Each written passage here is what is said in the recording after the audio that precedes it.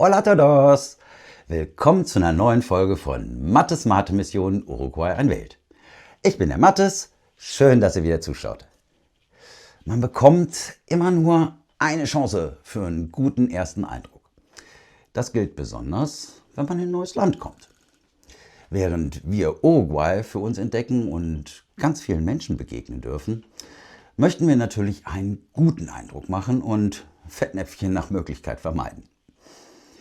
Deshalb haben wir uns gefragt, was gilt denn in Uruguay als gutes bzw. schlechtes Benehmen? In Deutschland ist es recht einfach.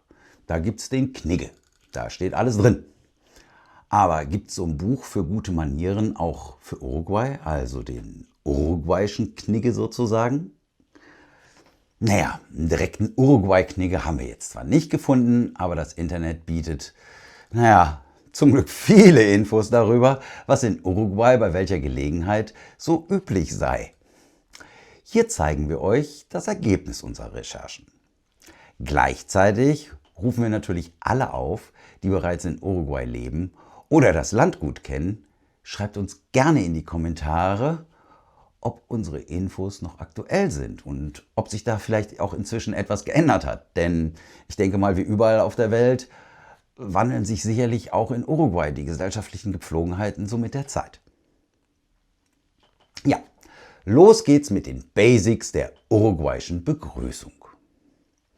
Bei der ersten Begegnung schüttelt man sich in Uruguay traditionell die Hand. Genau wie in Europa auch. Die höfliche Anrede erfolgt mit Señor oder Señora plus Nachname und Titel, aber auch das kennen wir bereits. Aber hier kommt eine spannende Frage auf. Seit Corona verzichten viele von uns lieber auf das Händeschütteln und nicken sich nur noch zu.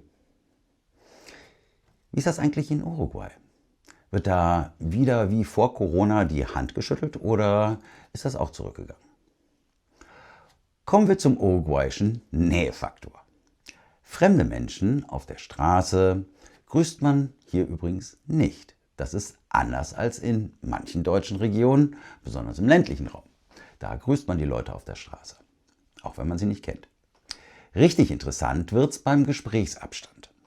Während wir Europäer gerne etwas mehr Platz zwischen uns lassen, stehen Uruguayos beim Reden deutlich näher zusammen. Ich habe sogar gelesen, dass sich dabei oft die Schultern berühren und Körperkontakt hergestellt wird. An die Europäer in Uruguay, die ihr schon ausgewandert seid oder das Land bereist habt, wie sind denn da eure Erfahrungen damit und was macht diese körperliche Nähe mit euch so als Europäer? Ja, schauen wir mal an, wie es bei Freunden läuft. Da gibt es den typischen Wangenkuss. Übrigens auch zwischen Männern und Frauen. Geküsst wird auf die rechte Wange. Die klassischen Begrüßungen sind Hola oder ¿Cómo estás? Also Hallo und wie geht's dir? Nun zu den Tischsitten. Die sind zum Glück recht europäisch geprägt. Politik und Religion sind hier keine Themen fürs Tischgespräch. Aber über Fußball kann man immer und überall sprechen. Was die Essenszeiten angeht, ja, da wird es für uns Deutsche interessant.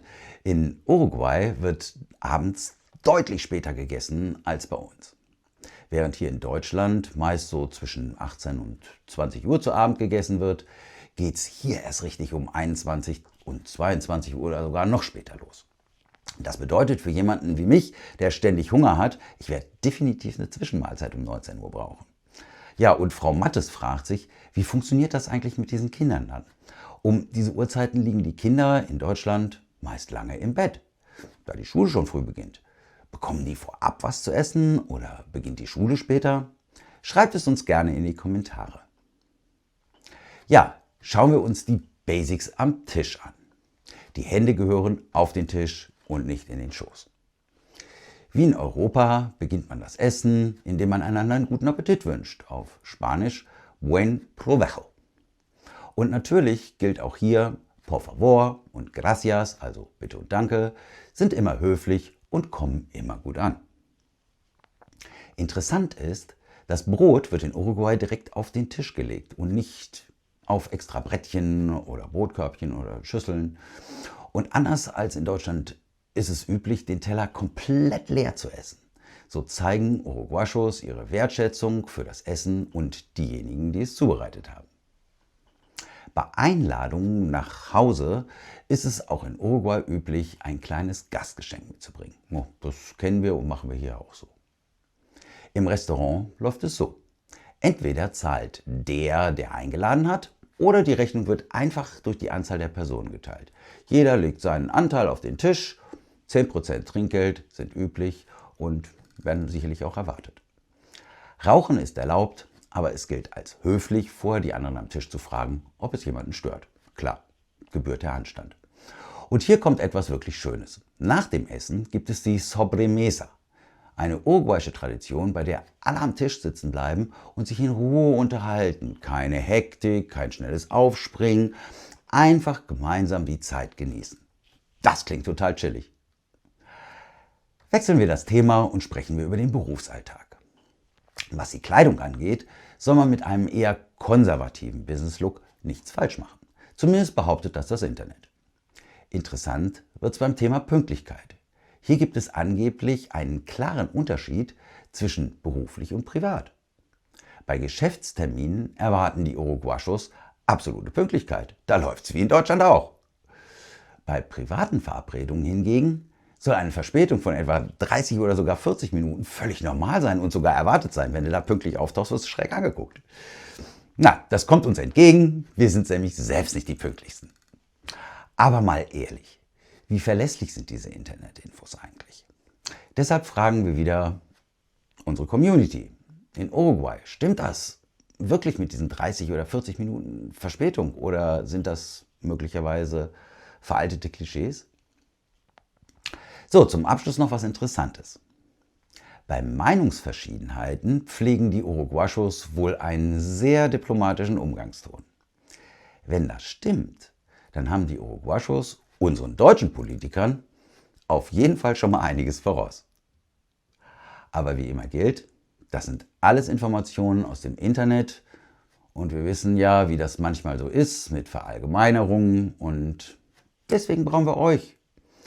Wisst ihr mehr über die Manieren und gutes Benehmen in Uruguay? Habt ihr vielleicht andere Erfahrungen gemacht oder könnt ihr unsere Rechercheergebnisse bestätigen? Ja, dann schreibt uns das unbedingt in die Kommentare. Wir sind echt gespannt auf eure Geschichten. Ja, und damit sind wir schon am Ende dieser Folge angelangt.